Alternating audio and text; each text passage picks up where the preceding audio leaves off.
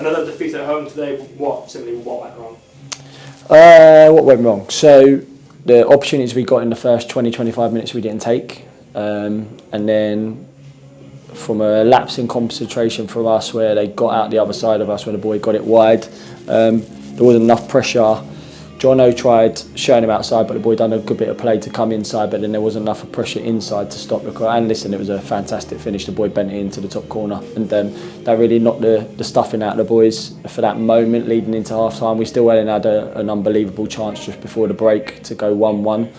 And then we had to speak to them about it because they built slightly different than we thought they was going to in the first half leading into the second. And then I thought the second half we was more passive in terms of worrying about what if we go and try and get after them rather than just going and getting after them and see what would happen. And I think a big part of that was obviously the mistake that led to the second goal. And then until we got that goal back to make it 2-1 and then we got the head of steam up, but before that it was pretty passive for 20 minutes or so. One positive to take from the game was the spirited performance of Charlie. Grabbed the hat-trick in midweek in the Essex Senior Cup. What do you make of his development this season?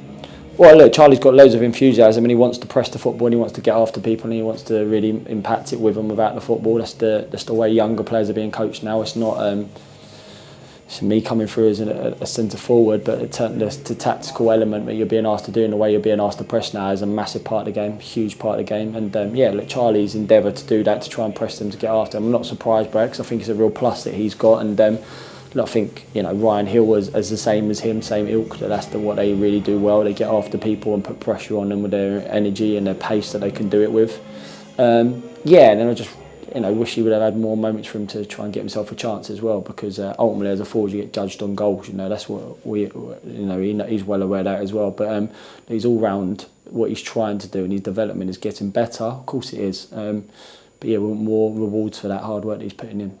With an extended break now before our next game against Peterborough Sport in the FA Trophy, what will be the focus in training before we return to action? Well, the focus is biz, and it's been for a few weeks now, is how a collective group can go and get 3 away wins on the spin, and we just can't put that together at home. And it's a real frustration of mine. I just feel like there's a little bit of worry in the home performances. We're not playing the way we probably should be.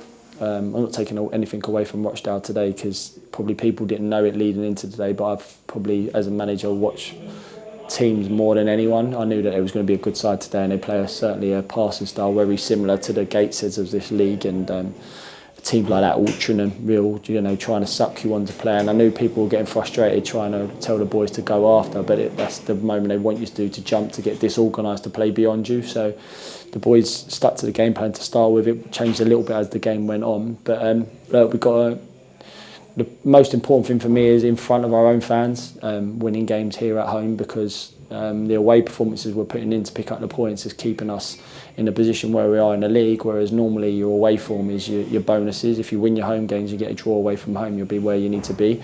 We're the opposite right now. It's our away form that's been really strong, and in our home performances haven't been leading to victories.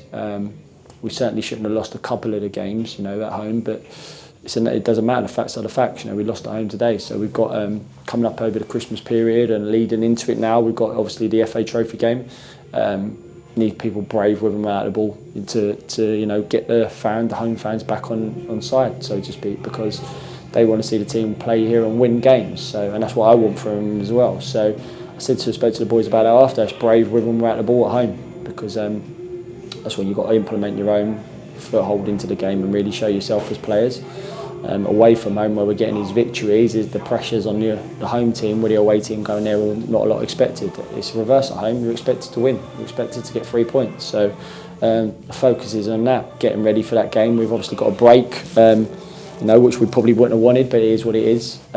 We've got a friendly that leads into the weekend to keep playing the boys minutes, and hopefully to top up some boys that are coming back to fitness now that need the game time as well from being outside of the squad. And then very quickly we obviously go, the FA Trophy game, Barnet, leading into Wildstone as well. So look, the focus it's been for weeks now, is turning some victories at home for our people, because that's what we want to do it for. They're the ones that want to pay their hard-earned money to come and see us. And I spoke to a few people after the game about that as well. Telling me how hard they're working to support this team. I want to give them more to smile about, and and that's what we have to do moving forward.